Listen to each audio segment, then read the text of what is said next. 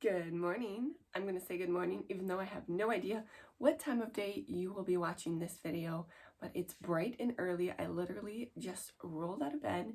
I have a full day today and I wanted to get this project off and running, and of course the recording done for it as well. So I'm feeling a little bit, we could say groggy, although getting going in my sewing room early in the morning is something that I love to do. A little bit of peace and quiet and just have some fun sewing. So have you ever put together a shirt collar, either for a blouse or for maybe a men's dress shirt? Shirt collars are really cool and really fun just because there's a few different pieces, and there are actually so many kinds of collars. I love doing collars, working with collars, turning those nice little sharp corners and making sure that all of the edges are the same size and symmetrical. And today we're going to take a look though first at the pieces. The pieces are really important for creating the shape that you want with any collar. So I always recommend with my students to really look at the pieces of your garments that you make and just the shape of how those pattern pieces look before you put them together, and then really see how does that create, or what does that create rather, in a garment after the fact. And you'll just learn so much about sewing, about patterns, about just things that you might want to adjust in the future. So let's take a look at this collar and see what it has to show us. Here we go. These are the pieces that I have. They're both cut double, and I do have the interfacing cut and attached to both the collar band and the collar itself. And when you put them together, this is the seam that's going to close in between the collar and the collar band. It's always interesting to see the kinds of shapes. So it's almost actually like we have kind of two darts here again as it tapers out. A little bit of a rounding here. So this is going to help the collar to just stand up when it is attached to the shirt and go in a little bit towards the neck as it goes around. The other thing I wanted to you to notice here is when we roll it together, how it will be when it goes around the neck. You see that this inner portion kind of bubbles out. It's like there's too much length just because it's on the inside of the curve. So when we stitch this collar band together as well as the collar itself, I'm going to pull it out. I'm just going to put these right sides together. I'm going to pull it and ease that inner collar and inner collar band on just a little bit smaller. Some patterns will have different pieces for the outer and inner collar, and that's exactly why. They want the inner collar a little bit smaller, and then you're going to ease that collar, the outer portion on top, so that when you do put it together, it looks like it's one-to-one and it's nice and smooth, even though the one side is a little bit smaller. Now, the other thing to know about a collar is we have to kind of go step by step in. First, we finish the entire collar piece, and then we set the collar into the collar band, and then we attach the whole piece onto the shirt itself.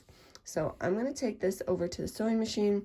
I'll have right sides together, have the inner collar just a little bit smaller and ease it on, and then we're going to top stitch around each portion of the collar as well before we add the next piece to it.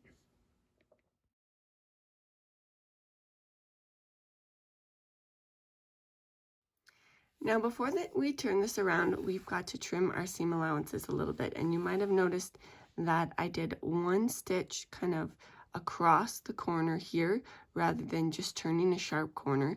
And when you do just one stitch, you don't want to do more than one stitch, but when you do just one, you actually get a sharper corner. It's easier to turn the corner itself, but because this is such a sharp corner, I do need to kind of trim down the seam allowance before I kind of turn it around, just so that it doesn't get too bulky or thick in the corner.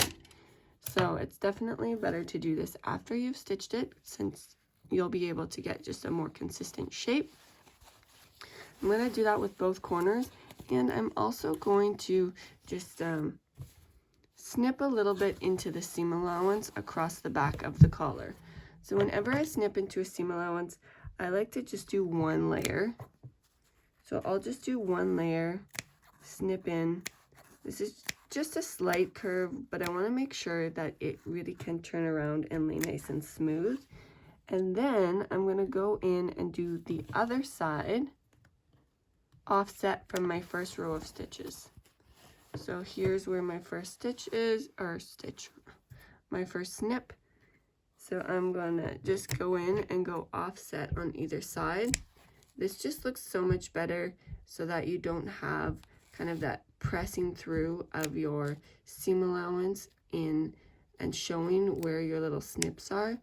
That's always really bothers me when you have like the edge kind of pressing through on a garment where the seam allowance is, but it's even worse if you can tell that the seam allowance was snipped. At least I think so.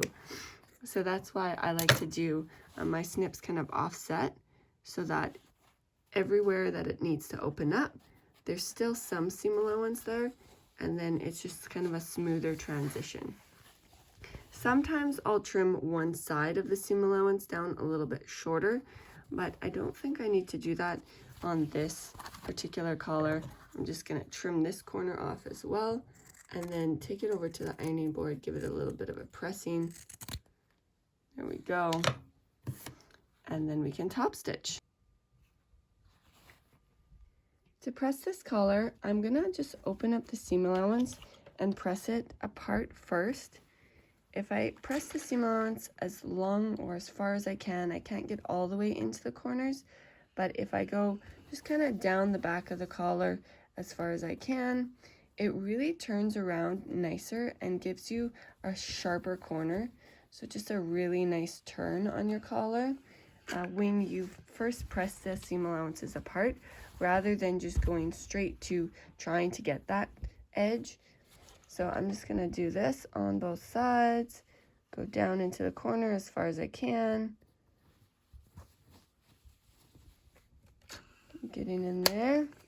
And I'm also going to just take a little bit here on the edge of the collar, get in there a bit, and flatten that out on both sides as well.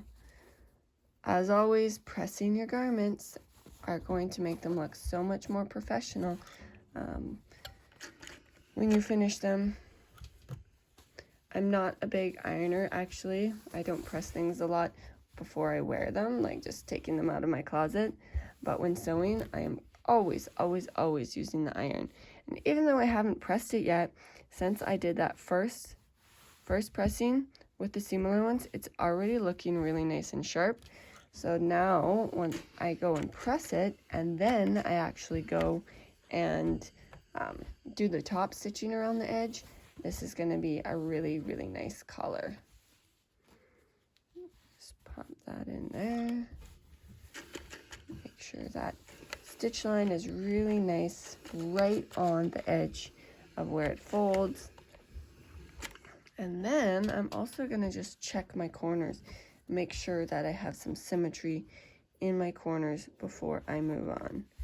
So this one corner is almost a little bit longer, so I'm going to see if this one just didn't turn all the way. Now that I have good symmetry with my corners, I'm just going to take it and top stitch it all the way around, just really close to the edge, and then I'll be ready to add the collar band. For the top stitching itself, I definitely did just a sharp corner as I turned over the corner. It's just on the inside of a point when you know you're going to turn it that you want to do that one stitch across. But for the top stitching, of course, we want those corners to be nice and sharp. So then I'm going to take my collar band here, open it up, and just set my collar in between the layers. So you'll probably have like a notch at the center back. You may even have a notch on the ends, as your collar band is going to be a little bit longer. This is where the button and button loop is going to be, where the collar does up. So that collar band is going to be a little bit longer than the collar itself. And we just want to make sure that all of those places are nicely lined up. And then we can put the other piece of the collar band on top, and we're going to close this up. So same thing like with the collar, I'm just gonna leave a little bit more overhang on the side for the collar band underneath. So really make sure that you have your collar the right way around. So the collar band and the collar band that's like the inside, the shorter one, and the outside of your collar need to be together, because when you flip it around, you want that top collar to be on the outside of your shoulder and that inner collar band to be against your neck. So you need kind of the longer piece of your collar band towards the shorter piece of the collar, and the longer collar against the shorter piece of the collar band. So just make sure that you do have that the right way around, so that you're not actually making your collar even more puckery on the inside when it gets curved.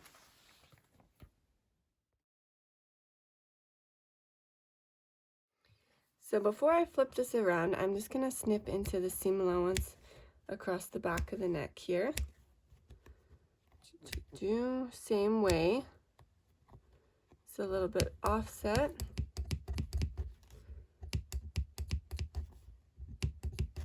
Well, those scissors are not working out for me. Those are actually my paper scissors, so it's no wonder. We'll use my fabric scissors. Those are a lot sharper. It's quite a few layers here, since we have 4 layers of fabric and 4 layers of interfacing on this seam here where everything connects. So we're just gonna flip this around. I'm just gonna maybe press this open as well. Make sure I'm getting it nice and a square, nice and stiff.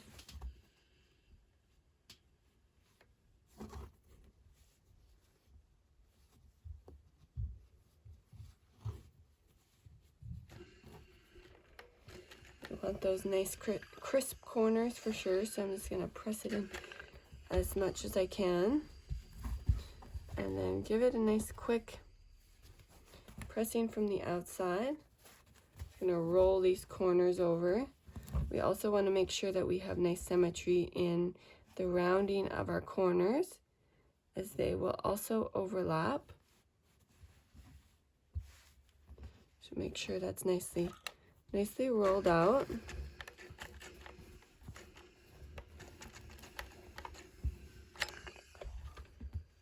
There we go. Make sure everything's rolling down on both sides. Get this other corner rolled out.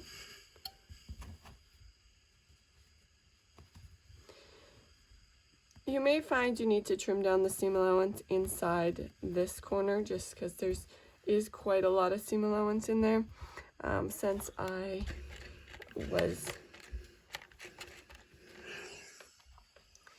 you may find you need to trim down the corner here as well. There's quite a lot of seam allowance in there, so you might need to just trim it down so that the seam allowance is a little narrower, but you'll be able to see that when you are working on your piece.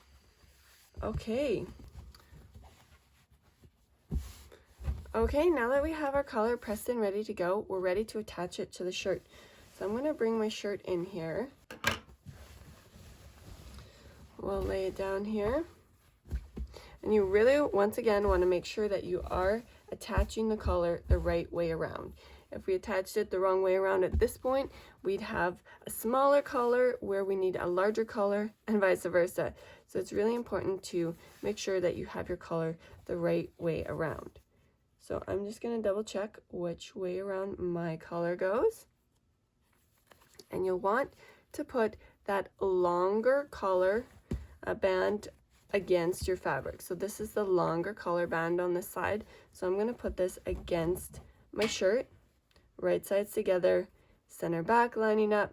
Sometimes you'll have seams, or notches rather, right at the shoulder point as well. So I'm going to just line up the center back, have a shoulder point seam notch, so I can line that up at the shoulder point where it transitions, and then the front corner, of course, lines up with this front edge where my button placket is. For this shirt, I actually just have a folded button placket, so I didn't want to stitch through and have stitching on the front. I just have it folded over twice, and then the buttons and the buttonholes will hold that in place. When I am lining up the corners here, I don't want to line up exactly the stitches of this collar. I want to just have it in just like 1 millimeter. This will aid in having nicer corners where it transitions, because the collar is going to sit on the outside, kind of wrap around the front edge here, and I don't want that collar to be like pulling it in and the front edge to kind of be sticking out past.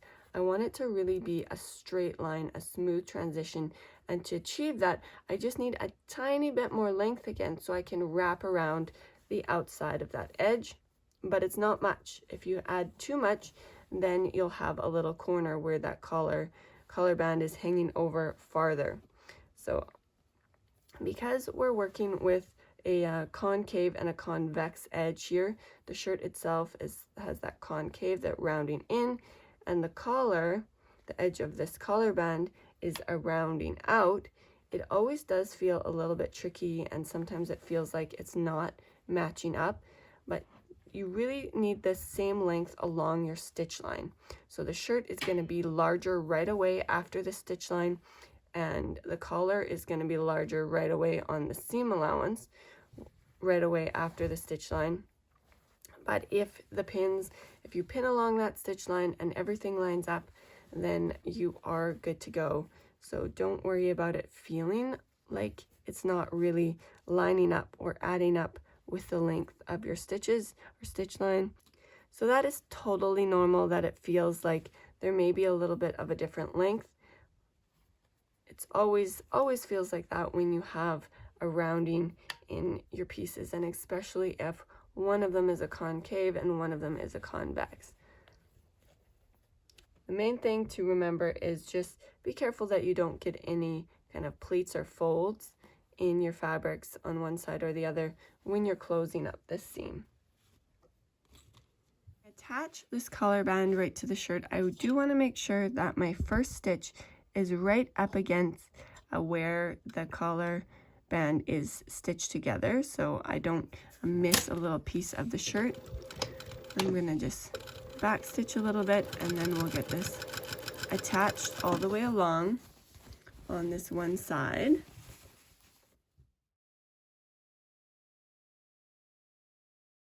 Here we are. Now we have our collar attached. You're going to want to flip it around and just check both sides of your seam allowance. Make sure you don't have any little folds or puckers on the inside. And then we need to fold that seam allowance up inside the shirt. So because the shirt is that concave kind of rounding, I'm going to just snip into the seam allowance on the shirt portion itself. So only on the shirt portion. As the collar is the convex, we've got kind of extra length on the collar, so we don't even need to snip it offset. I'm just going to snip into kind of the shirt portion as it rounds, especially over this transition over top of the shoulder from the front to the back. There's more of a curve. The back is somewhat kind of flat as it lays across the back shoulders, so it doesn't have much of a rounding. But as it comes up around the front, I want to make sure that this seam allowance can lay nice and flat and isn't pulling inside of my collar. So now we're getting a lot of kind of 3D shape into the shirt with this collar attaching. So it's a little trickier to iron, but I'm just going to press this seam allowance up inside that collar. So this seam allowance is just going to disappear inside the collar band. So I'm just going to kind of round the shirt around, so I'm not pressing any kind of pleats into the shirt. Get that front corner, move this shoulder out of the way, press it across the back. Really making sure that you're not taking more from that collar band, that you're nice and flat or nice and tight up against that stitch line. It's folding up, and we'll just work our way around.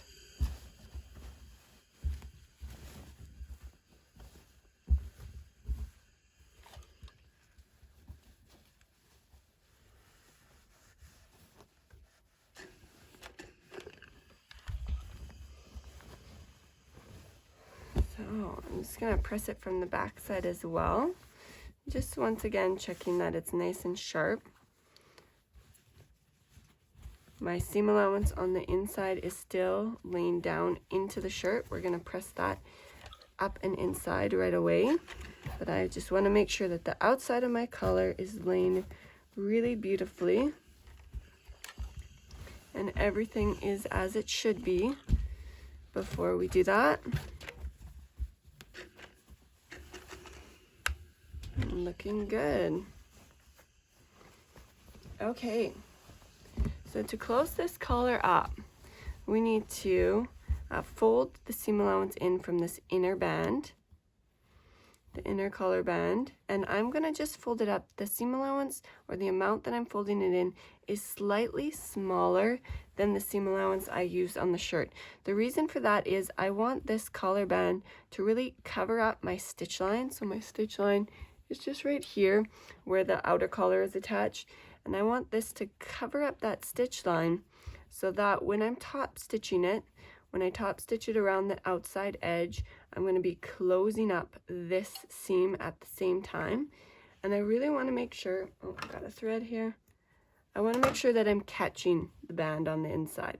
So if I have it hanging down just a little bit past my stitch line, and I'm top stitching right on the other side of that stitch line, since I want my top stitching to be on the collar band itself, I know I'm going to catch it and I'm going to have a really good hold, and I won't by accidentally stitch past my stitch band and it fall out and not be catching it. I'm just going to round this around so my collar can be nice and flat right where I'm pressing it.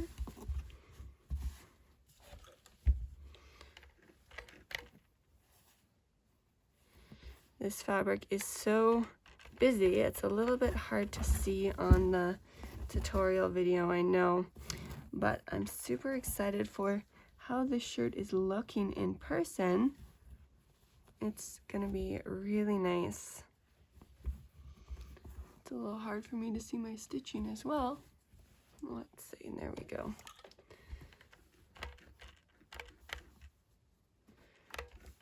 So look at this rolled in here.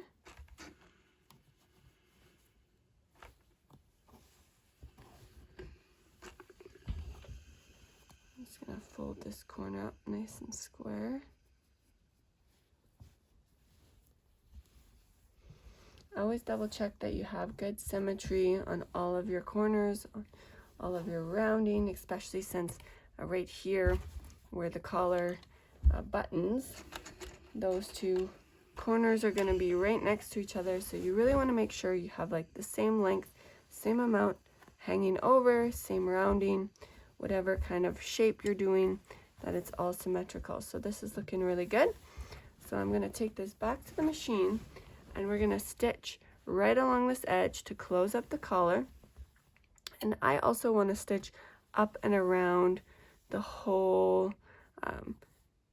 collar band and I also want to stitch up and around the whole collar band as I like when it's kind of top stitched all the way around. So I'm going to just start here because this is going to be the kind of under the collar, go out and around, close it up, and then meet up with my stitching.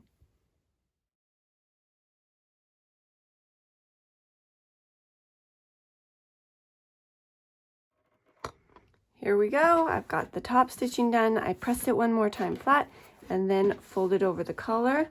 This is what our new collar looks like. So the last step I have to finish up on this shirt here is just doing the buttons and the buttonholes, and then it's ready to wear. Well, that brings us to the end of the Collar Sew Along tutorial. I do hope you enjoyed this week's episode of Workshop Wednesday. Next week, we'll be looking at buttons, buttonholes, and button placement, so don't miss out on that episode. It will be coming out on Wednesday, as always. Until then, happy sewing. If you need any extra sewing support in between, then definitely hop over to my Facebook group or write me a message here, and I'll be happy to follow up with you. Take care.